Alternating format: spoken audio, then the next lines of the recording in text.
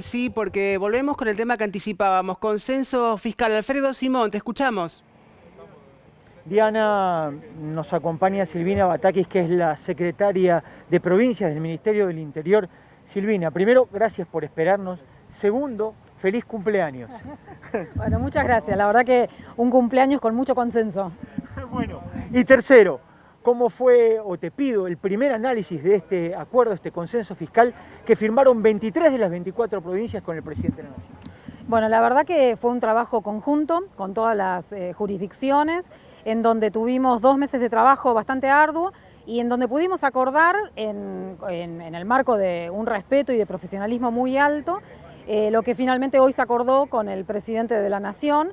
Y en este sentido, bueno, el consenso tiene varios puntos, entre ellos es establecer alícuotas máximas en determinados tributos provinciales, armonizando la carga tributaria a nivel nacional. Esto le da estabilidad jurídica al país y también le da mejor proyección a las provincias y a cada uno de los contribuyentes, que ya saben cuánto es lo máximo que pueden llegar a tributar en cada una de las provincias de acá a futuro, porque este consenso efectivamente en lo que tiene que ver con la parte de impuestos provinciales, lo que hace es establecer estas cuotas hasta que haya un consenso que lo derogue, digamos, pero esperamos que estas alícuotas sigan estando. Y por otra parte, en materia de endeudamiento, se ratifica el endeudamiento responsable que deben tener todas las provincias, no pueden endeudarse en dólares, excepto que sea con organismos multilaterales de crédito, por ejemplo, y el endeudamiento que vayan a tomar tiene que ser sí o sí volcado para obra pública. Y en este sentido, nuestro ministro Guado de Pedro viene trabajando ya desde hace 2 años con cada uno de los gobernadores y gobernadoras en una planificación federal del desarrollo.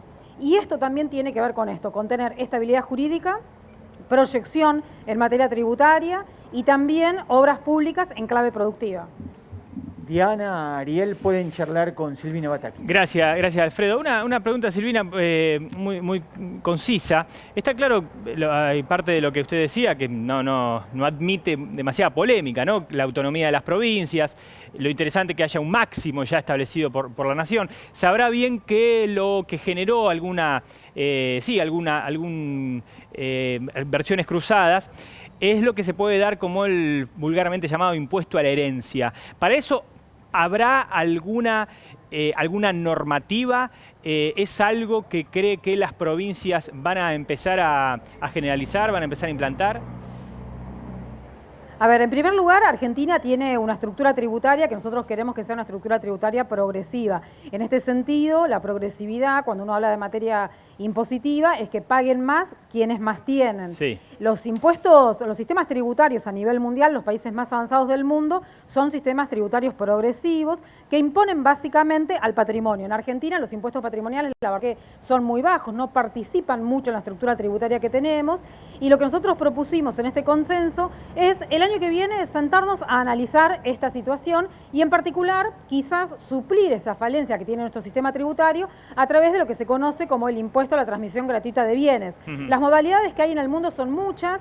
Por supuesto, es un impuesto de los menos discutidos por la Academia Internacional y los países avanzados son los que más lo tienen, pero simplemente es una puerta para sentarnos a debatir, a pensar cómo tiene que ser una estructura tributaria progresiva en Argentina. No es que se está proponiendo crear este impuesto para el año que viene, por ejemplo, porque la potestad es de las provincias y nosotros, porque el presidente Alberto Fernández también lo viene marcando desde incluso la campaña electoral, queremos fortalecer el federalismo que tenemos. Y ese federalismo se fortalece cuando uno le da también autonomía política a las provincias. Entonces, debatir es sano porque es constructivo y se llegan a este tipo de acuerdos, pero la letra que tiene este consenso es solamente debatirlo, analizarlo.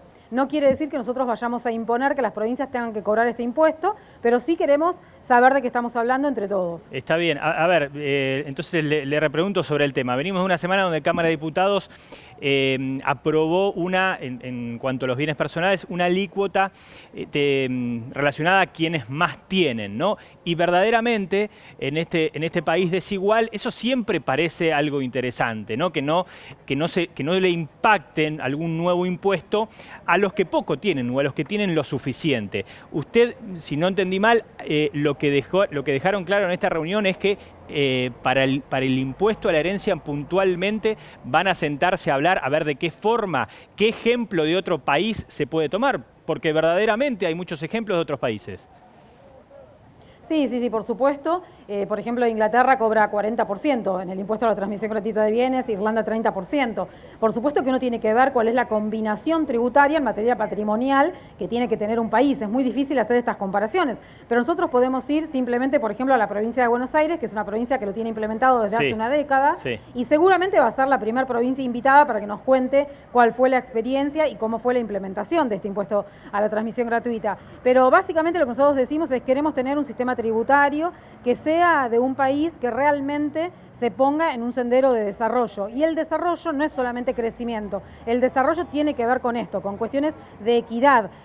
Cuando uno piensa en impuestos patrimoniales, piensa realmente en cómo debe ser la meritocracia, ¿no? Muchas veces se habla de la meritocracia y en realidad no es meritócrata cuando el esfuerzo que hace está básicamente beneficiado por tener mucho más patrimonio que otra persona, ¿no? Entonces, estas evaluaciones creo que tenemos que hacerlas en Argentina. Silvina Batakis, gracias, ha sido clara. Cierra Alfredo Simón a su lado.